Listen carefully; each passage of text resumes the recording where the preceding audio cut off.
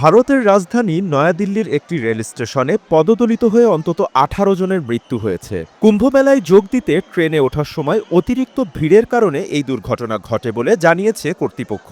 প্রতি ১২ বছর পরপর উত্তর ভারতের প্রয়াগরাজে আয়োজিত কুম্ভমেলায় লাখ লাখ হিন্দু ধর্মাবলম্বী অংশ নেন। অতীতে এই মেলাকে কেন্দ্র করে বেশ কয়েকটি বড় দুর্ঘটনা ঘটেছে।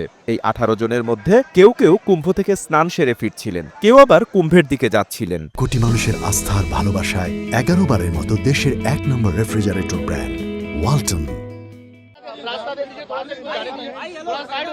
শনিবার রাতে নয়াদিল্লি স্টেশনে কুম্ভযাত্রীদের ভিড়ে পদপিষ্টের পরিস্থিতি তৈরি হয়। অভিযোগ, পরপর দুটি ট্রেন সময় মতো আসেনি। তৃতীয় ট্রেন স্টেশনে ঢুকতেই শুরু হয় হুড়োহুড়ি। ভিড়ের ধাক্কায় লোকজন পড়ে গিয়েছিলেন, তাদের মারিয়ে চলে যান বাকিরা। লোকনায়ক হাসপাতালে চিকিৎসাধীন আহতদের বিষয়ে ডেপুটি মেডিকেল সুপারিনটেন্ডেন্ট ডক্টর ঋতু সক্সেনা সংবাদ মাধ্যমকে বলেন, আমরা হাসপাতালে ১৫ জনের মৃত্যুর বিষয়টি নিশ্চিত করেছি। তাদের দেহে কোনো উন্মুক্ত আঘাতের চিহ্ন নেই। সম্ভবত তারা অক্সিজেনের অভাবে মারা গেছেন বা কোনো ভোঁতা আঘাত পেয়েছেন। তবে ময়নাতদন্তের পরেই নিশ্চিত হওয়া যাবে। 15 लोग तो आधिकारिक तौर पर मृत पाए गए हैं, उनको मृत स्थिति में ही लाया गया है। उनके परिवारों को सूचना भी पहुंचा दी गई है। तकरीबन उतने ही इंजर्ड लोग यहाँ पे मौजूद हैं।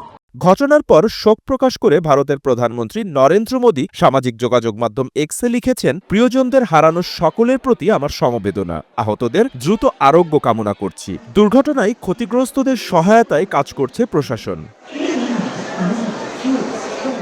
রেলের তরফে ইতিমধ্যে মৃতদের পরিবারের জন্য ১০ লাখ টাকা করে ক্ষতিপূরণের কথা ঘোষণা করা হয়েছে। বলা হয়েছে, যাদের আঘাত গুরুতর তারা ২.৫ লক্ষ টাকা এবং যাদের আঘাত ছোটখাটো তারা ১ লক্ষ টাকা করে ক্ষতিপূরণ পাবেন। শনিবারের ঘটনার তদন্তের জন্য ২ সদস্যের উচ্চ পর্যায়ের তদন্ত কমিটি গঠন করেছে রেল কর্তৃপক্ষ। বাপ্পি খান, এসএ টিভি ডিজিটাল।